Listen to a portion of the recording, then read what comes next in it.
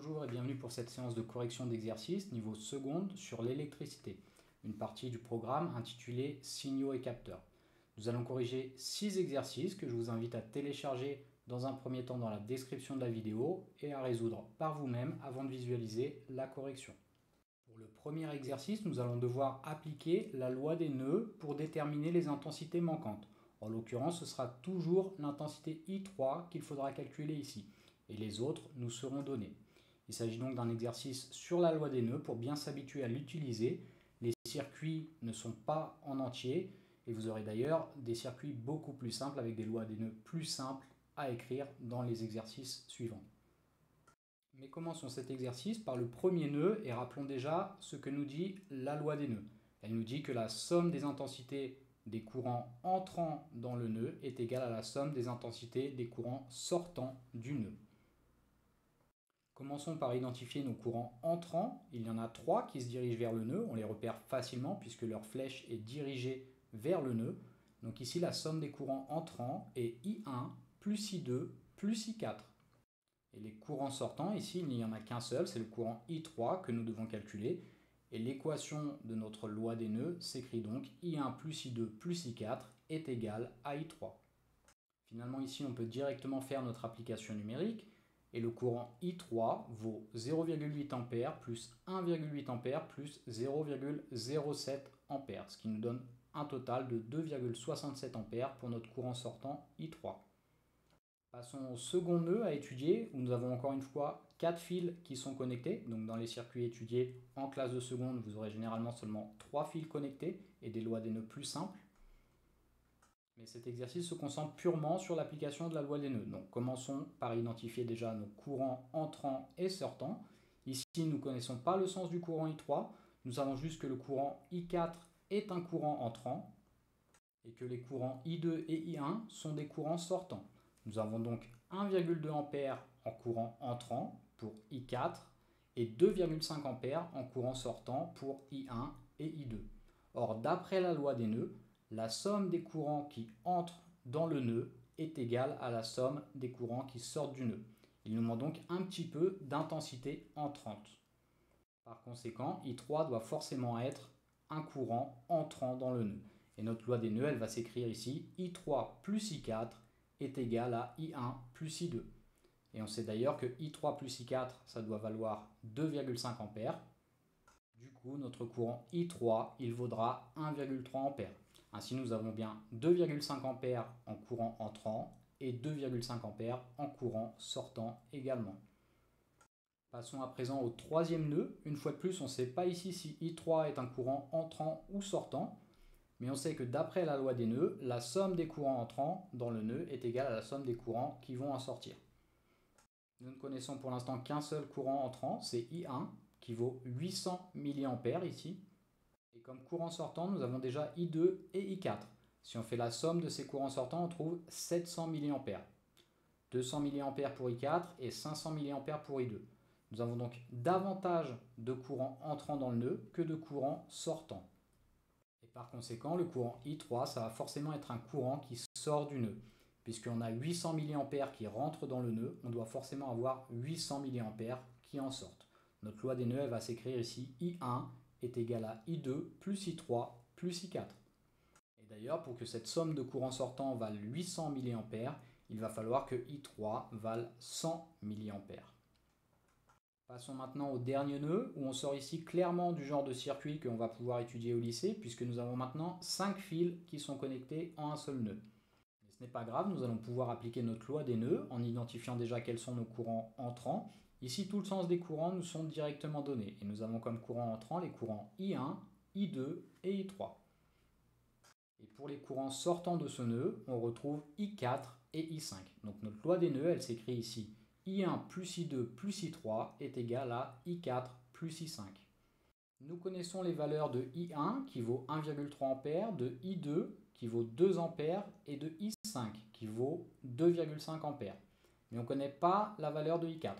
Nous avons donc deux inconnus dans cette équation ici et ça va être compliqué de s'en sortir en laissant ça comme ça. Cependant, on a I4 qui est exprimé en fonction de I3. Utilisons donc cette expression de I4 qui est égale à 2 fois I3 pour ne finalement avoir plus qu'une seule inconnue dans notre équation et la résoudre facilement. Isolons à présent I3 pour déterminer sa valeur. On va passer par exemple les termes avec les I3 à gauche de l'équation et les termes avec les valeurs numériques à droite de l'équation. On se retrouve donc à gauche de l'équation avec I3 moins 2I3, ce qui nous donne moins I3, et à droite 2,5 moins 2 moins 1,3, ce qui nous donne moins 0,8. Nous avons donc moins I3 égale à moins 0,8. Autrement dit, notre courant entrant I3 vaut ici 0,8 ampères. Nous avons bien déterminé sa valeur. Et même s'il nous était demandé simplement de trouver les intensités du courant I3, on peut aussi dire ici que le courant I4 sortant du nœud vaut 1,6 ampères, puisque l'intensité I4 vaut 2 fois l'intensité I3. Passons au deuxième exercice avec un circuit assez simple avec deux résistances branchées en série et reliées à un générateur. Dans ce circuit, on remarque qu'il y a finalement une seule maille. Et on nous donne ici les valeurs des tensions UAC, qui vaut 1,5 volts, et qui est une tension donc prise entre les points A et C, et qui doit d'ailleurs pointer vers A, étant donné que c'est le premier point qui se trouve en indice de cette tension. On nous donne également la tension UBC, qui elle doit pointer vers le point B, puisque c'est le premier point qui se trouve en indice, et qui vaut 0,4 volts. La première tension que nous devons déterminer ici est la tension UAB, prise entre les deux bornes de la première résistance. Et comme nous l'avions vu dans le cours, lorsqu'on a deux dipôles qui sont branchés en série, la somme des tensions prises aux bornes de chacun d'entre eux est égale à la tension mesurée de part et d'autre de l'ensemble des dipôles. C'est la loi d'additivité des tensions qui nous donne ici UAB plus UBC est égal à UAC. La tension UAB prise aux bornes de la première résistance plus la tension UBC prise aux bornes de la seconde résistance est égale à la tension UAC prise de part et d'autre de l'ensemble des dipôles. Alors ici, nous connaissons UAC et UBC et on va chercher UAB. Ils ont donc cette tension dans notre équation. UAB sera égal à UAC moins UBC. Et après application numérique, on va trouver que notre tension UAB, elle vaut 1,5 moins 0,4, soit 1,1 volts. Passons à la deuxième tension que nous devons déterminer, la tension UPN, prise aux bornes du générateur, et qui pointe vers la borne positive, le point P. Donc ici, nous connaissons les autres tensions aux bornes des résistances, et nous allons pouvoir appliquer la loi des mailles pour trouver la tension UPN. En effet, notre circuit il constitue en lui-même déjà une boucle fermée. On peut donc bien appliquer la loi des mailles pour trouver la tension UPN. Mais attention, la loi des mailles, elle nous dit bien que la somme des tensions dans une maille orientée est nulle.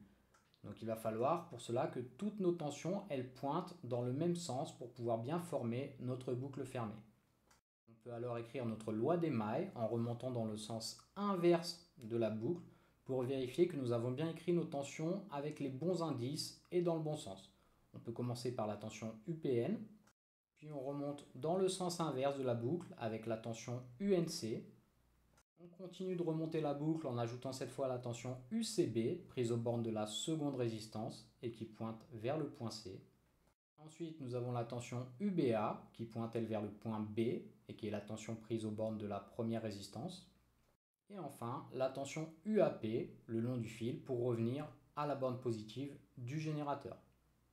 Nous avons bien écrit notre loi des mailles ici avec toutes nos tensions dans le bon sens puisque les indices des tensions se suivent les uns après les autres. La première tension se termine par exemple par l'indice N alors que la seconde va commencer par l'indice N, etc. De plus, notre boucle elle est bien fermée puisqu'elle commence par l'indice P et qu'elle se termine également par l'indice P. Bien sûr, ici nous avons ajouté des tensions inutiles pour bien vérifier que notre loi des mailles elle était bien écrite. En effet, la tension le long d'un fil, elle est nulle. Donc les tensions UAP et UNC, elles valent 0 volts. Et finalement, notre loi des mailles, elle s'écrit plus simplement UPN plus UCB plus UBA est égal à 0. Nous, on cherche UPN, donc on va l'isoler en passant les autres tensions de l'autre côté de l'équation. Si on passe UCB de l'autre côté, on aura moins UCB. Et si on passe UBA de l'autre côté, on aura moins UBA. Donc UPN est égal à moins UCB moins UBA. Alors La tension UCB, on ne la connaît pas directement, mais dans l'énoncé, on nous donne la tension UBC, qui est la tension prise aux bornes de la même résistance, mais dans l'autre sens.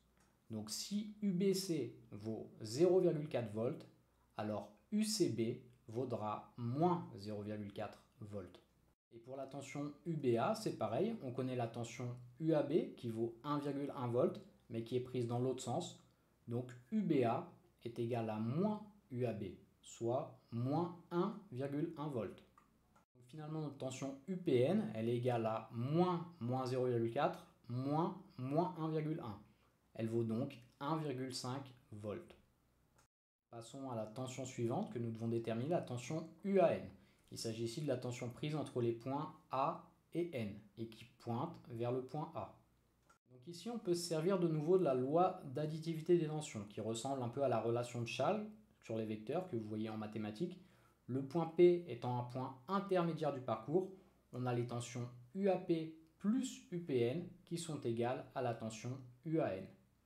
Donc la valeur d'une tension, c'est donné par une différence de potentiel, ce que l'on retrouve aux bornes d'un dipôle, mais pas le long d'un fil. Entre les points A et P, il n'y a aucune différence de potentiel, vu qu'il n'y a pas de dipôle. Et la tension UAP, elle est bien nulle. Par contre, entre les points P et N, il y a une différence de potentiel, puisqu'il y a un dipôle, et en l'occurrence un générateur, ce qui va nous donner une valeur de tension, que l'on a d'ailleurs déjà déterminée à la question précédente. UPN vaut 1,5 volts. Finalement, notre tension UAN, elle vaut la même chose que notre tension UPN, puisque cela revient bien à mesurer la différence de potentiel de part et d'autre du générateur. Donc notre tension à déterminer UAN, elle vaut 1,5 volts. Ensuite, on veut représenter les tensions UAC, UAB et UBC. Alors pour représenter une tension, on doit faire pointer la flèche vers le premier point qui se trouve en indice. Donc la tension UAC, elle doit être représentée par une flèche allant des points C à A, et bien pointant vers le point A. La tension UAB, quant à elle, elle est mesurée entre les points B et A, mais elle doit elle aussi pointer vers A, puisque c'est le point qui se trouve le premier en indice. Et enfin, la tension UBC, c'est la tension mesurée entre les points B et C. On la représente donc par une flèche allant du point C vers le point B, puisque le point B se trouve le premier en indice. On avait en fait déjà représenté ces trois tensions au début de l'exercice, puisqu'elles illustrent assez bien la loi d'additivité des tensions, qui nous dit ici que UAB plus UBC est égal à UAC. Passons au troisième exercice où nous avons un circuit électrique un petit peu plus compliqué, avec des valeurs de tension et des valeurs de courant qui nous sont données. Et nous allons donc devoir appliquer successivement la loi des nœuds et la loi des mailles pour trouver les valeurs manquantes. Pour la première question, on doit appliquer la loi des nœuds aux points B et C pour trouver les valeurs des courants I3 et I4. Commençons par le nœud B, où le seul courant qui entre est le courant I1. Nous avons deux courants sortants dans différentes branches au niveau de ce nœud, à savoir les courants I2 et I4. Donc notre loi des nœuds ici, elle s'écrit I1 est égal à I2 plus I4. I1 et I2 nous sont donnés, on cherche nous I4, donc on va l'isoler dans l'équation. I4 sera égal à I1 moins I2, puisque si on passe le I2 de l'autre côté, on obtient moins I2. I4 est donc égal à 400 mA moins 300 mA, ce qui nous donne 100 mA pour la valeur du courant I4. Nous avons donc bien trouvé cette valeur en appliquant la loi des nœuds au nœud B. Passons maintenant au nœud C, où une fois de plus nous avons un seul courant entrant. Cette fois-ci il s'agit du courant I2. Cette fois-ci les courants sortants du nœud sont les courants I3 et I5. La loi des nœuds s'écrit donc I2 égale I3 plus I5 au nœud C. Nous connaissons les valeurs des courants I2 et I5. Isolons le courant que nous cherchons dans notre équation, à savoir I3. I3 vaut I2 moins I5. Et faisons notre application numérique. On trouve que le courant I3 il vaut 300 mA moins 40 mA, ce qui nous fait donc 260 mA. Ensuite, on souhaite établir l'équation de la maille BCEB. Donc déjà, une maille, comme nous l'avons vu dans le cours, c'est une succession de branches qui va former une boucle fermée. Notre maille BCEB, c'est celle qui apparaît en vert ici, et qui part du point B pour revenir au point B. Et ce que nous dit la loi des mailles, c'est que la somme des tensions électriques dans une maille orientée est nulle. Donc une maille orientée, ça signifie qu'on doit avoir toutes nos tensions qui vont dans le même sens. La tension qu'on cherche déjà, UBC, elle doit pointer vers le point B, puisque c'est celui qui se trouve le premier en indice. La tension suivante, pour être dans le même sens, elle devra pointer vers le point E. Il s'agit donc de la tension UEB. Et enfin, la dernière tension de cette maille, pour être dans le même sens, elle doit elle pointer vers le point C, et c'est alors la tension UCE. On peut écrire notre loi des mailles en remontant les tensions dans le sens inverse pour vérifier qu'on a bien une boucle fermée et qu'on a bien écrit nos indices dans le bon ordre. Donc UBC plus UCE plus UEB est égal à 0. Ici, les indices se suivent bien d'une tension à l'autre. Et on a bien une boucle fermée puisqu'on commence la boucle avec l'indice B et on la termine avec ce même indice. La tension que nous cherchons ici, c'est la tension UBC. On va l'isoler en passant les deux autres tensions de l'autre côté de l'égalité. On obtient UBC est égal à moins UCE moins UEB. Alors la tension UCE nous est donnée dans l'énoncé et elle vaut 5 volts. Nous avons donc UBC qui est égal à moins 5 volts moins UEB. Et la tension UEB, nous ne la connaissons pas directement, mais la tension UBE nous est donnée. C'est la tension qui est prise au même endroit, puisqu'il y a les mêmes indices, mais dans l'autre sens. Donc ces deux tensions vont avoir des valeurs opposées. Si UBE est égal à 8 volts, UEB est égal à moins 8 volts.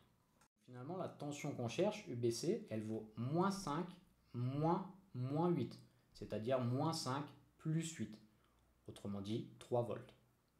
Et pour la dernière question de l'exercice, on nous demande de calculer la tension UCD, donc mesurée entre les points C et D et qui pointe vers C. On ne nous précise pas ici dans quelle maille travailler, d'ailleurs il y a deux possibilités. On va devoir trouver le même résultat quelle que soit la méthode qu'on choisisse, quelle que soit la maille qu'on choisisse.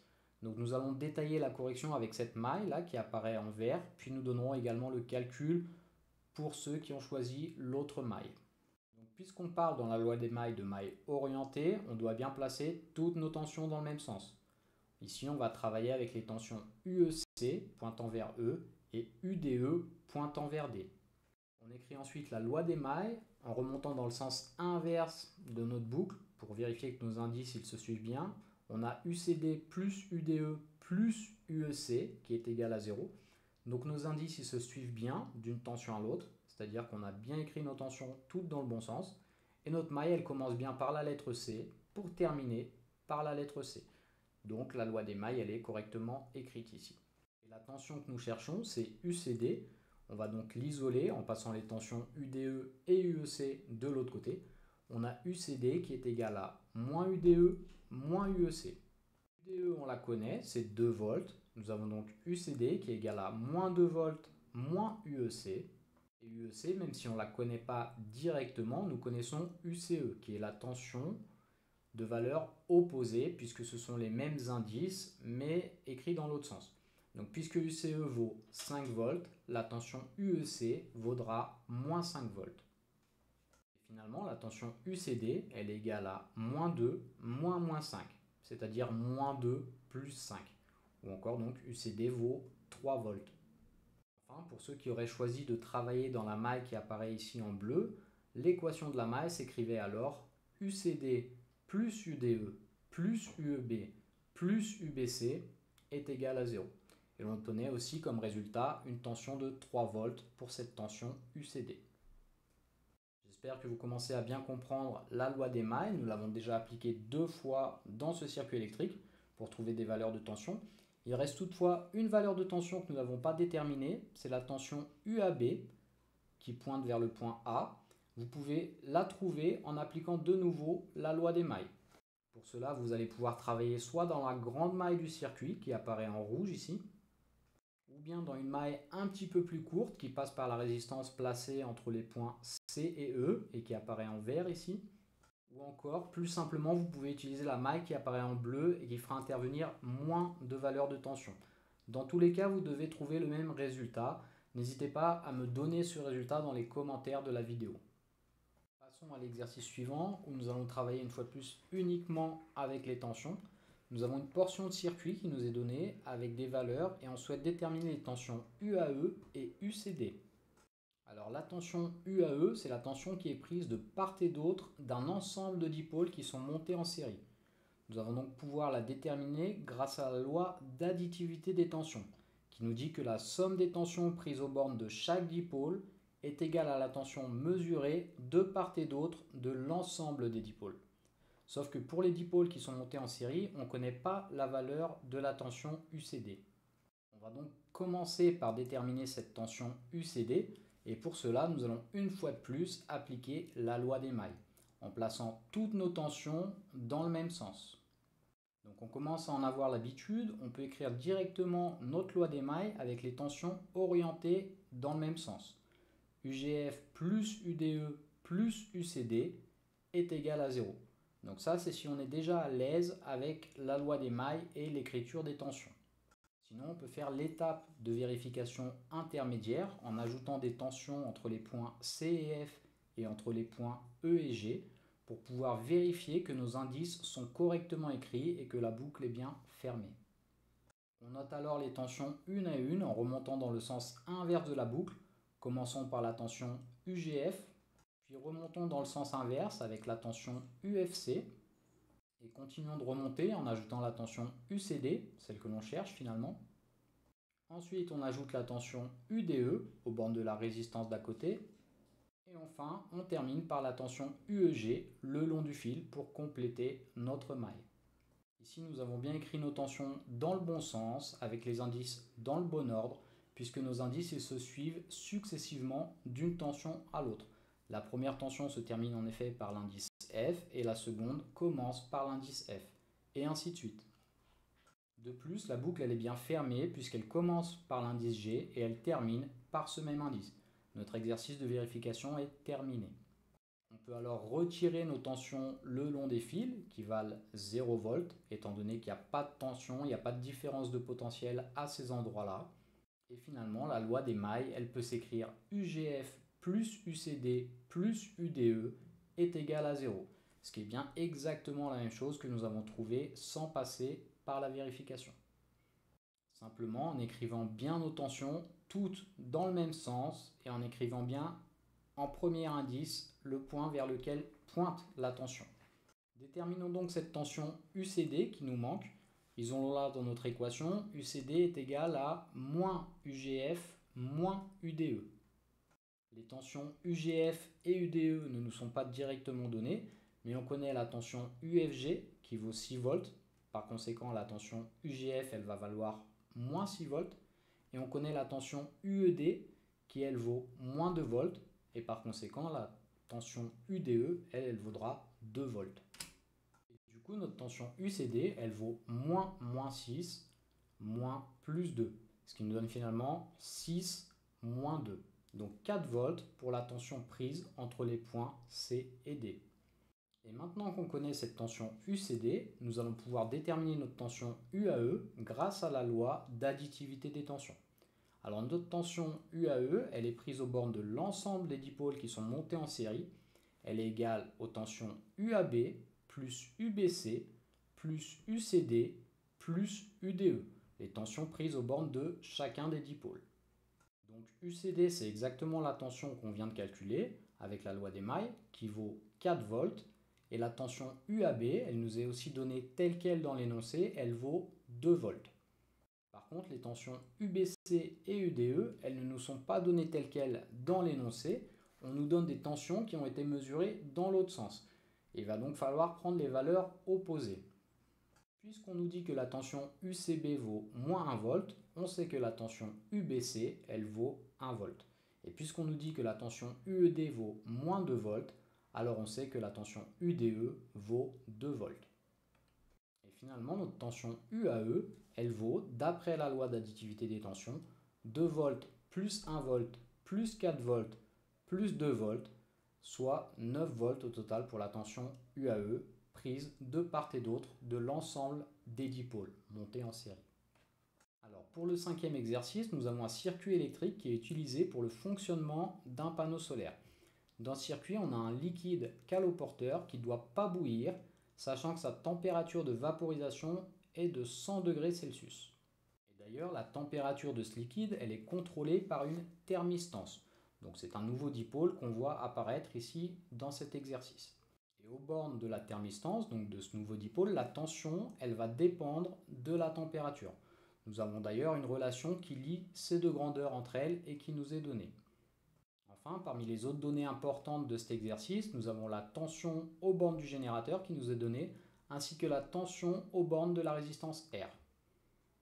Gardons donc ces informations sous la main et commençons cet exercice avec la première question.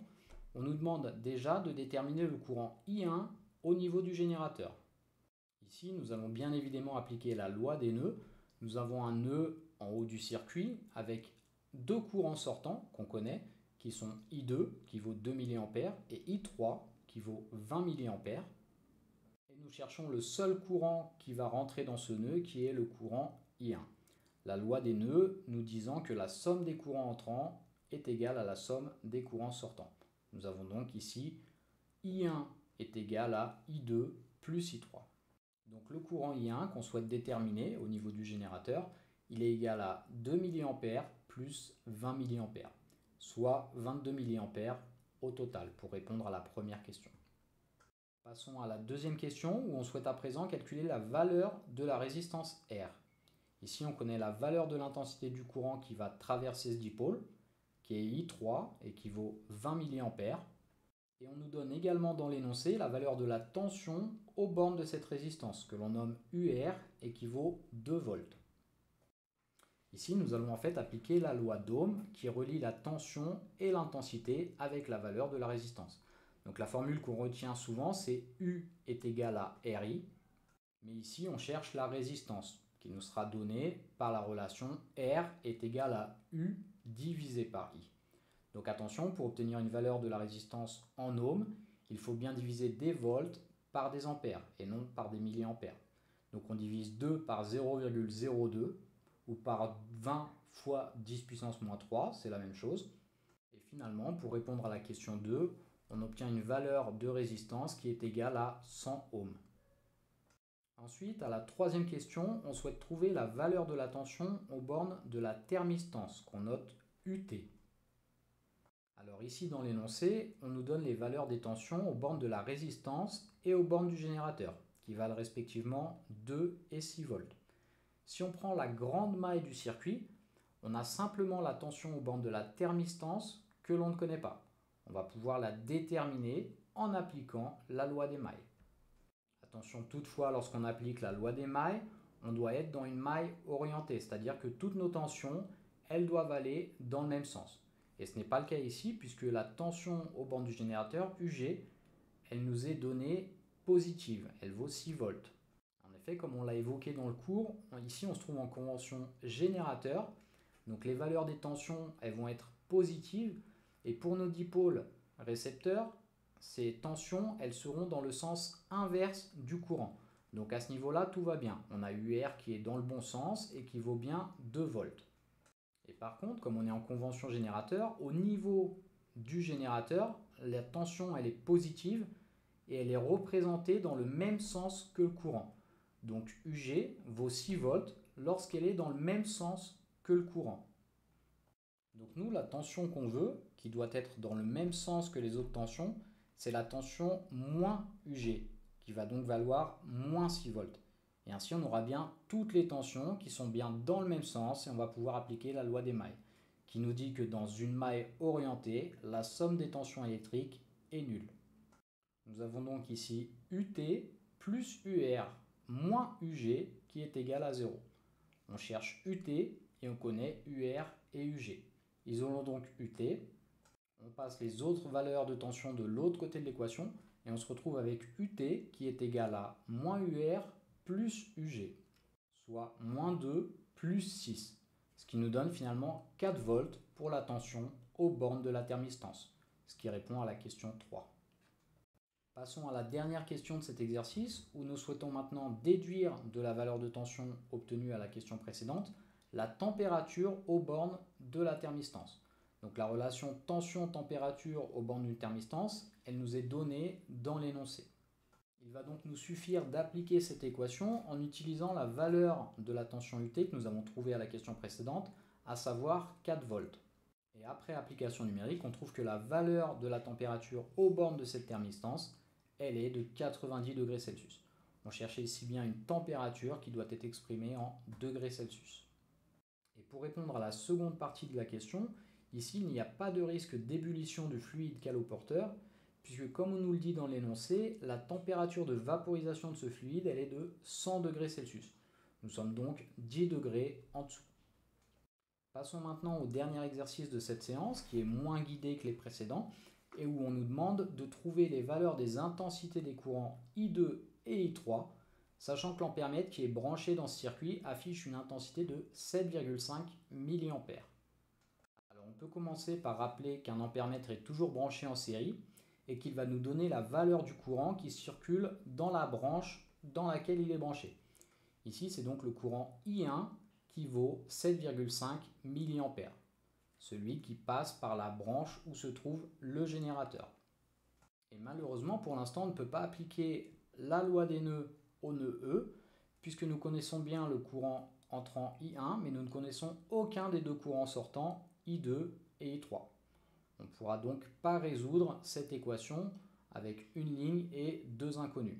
Il va nous falloir nous débrouiller autrement pour déterminer au moins une des deux autres intensités sortantes, et ensuite on pourra trouver la troisième.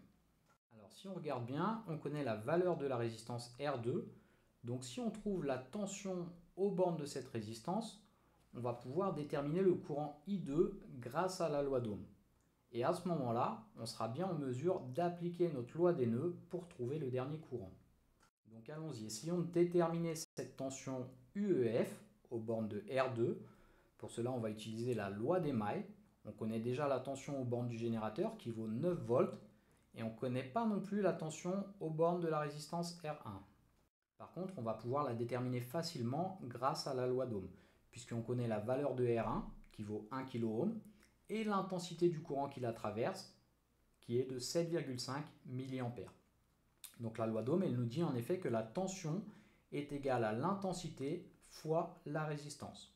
Nous avons donc ici 1 kΩ fois 7,5 mA qui vont nous donner une tension de 7,5 volts aux bornes de la résistance R1. Ça y est, on connaît vraiment deux des trois tensions dans notre maille. On va pouvoir déterminer la troisième.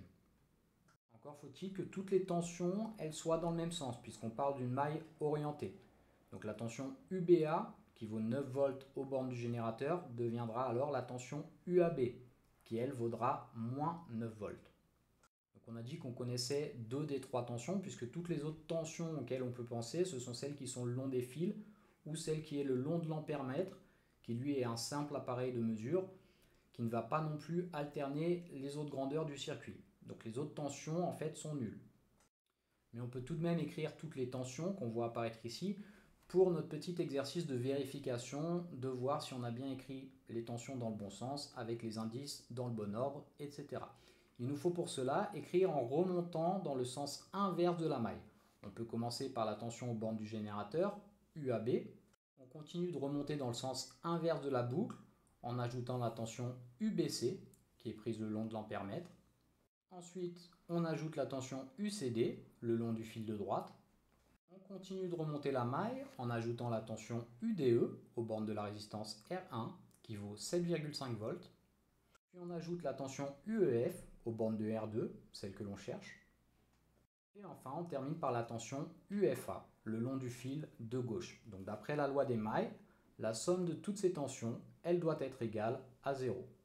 On constate que notre loi des mailles, elle est écrite avec les indices dans le bon sens, puisqu'à chaque fois le dernier indice d'une tension, c'est le premier indice de la tension suivante. Le dernier indice de notre première tension étant le point B, le premier indice de notre seconde tension est forcément le point B, etc.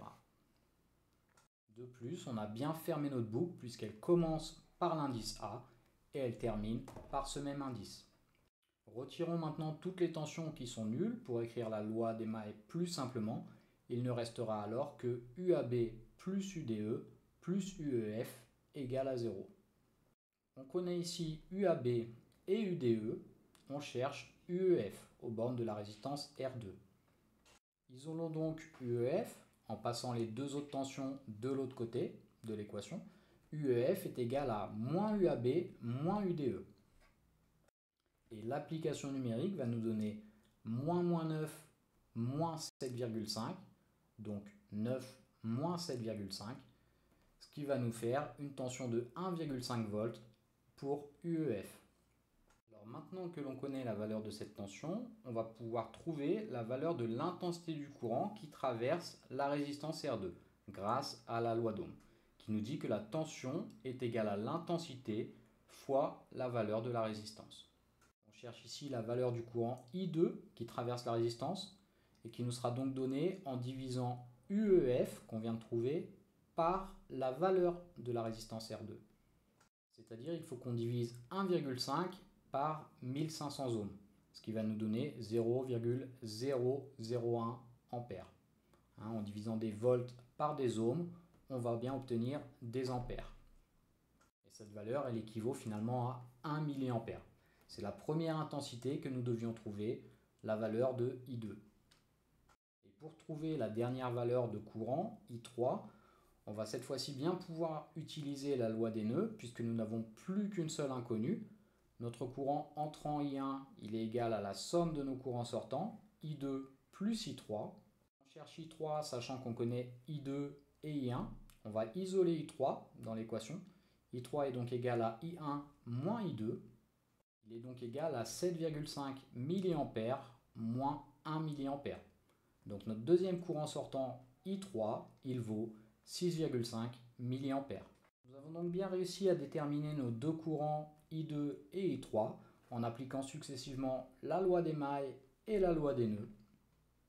Mais on a également appliqué deux fois la loi d'Ohm, qui elle aussi est à retenir par cœur et qui nous dit que U est égal à RI. Voilà qui conclut notre séance d'exercice sur l'électricité. N'oubliez pas non plus la loi d'additivité des tensions qui peut avoir son importance et dont nous avons eu besoin d'ailleurs pour résoudre les exercices 2 et 4.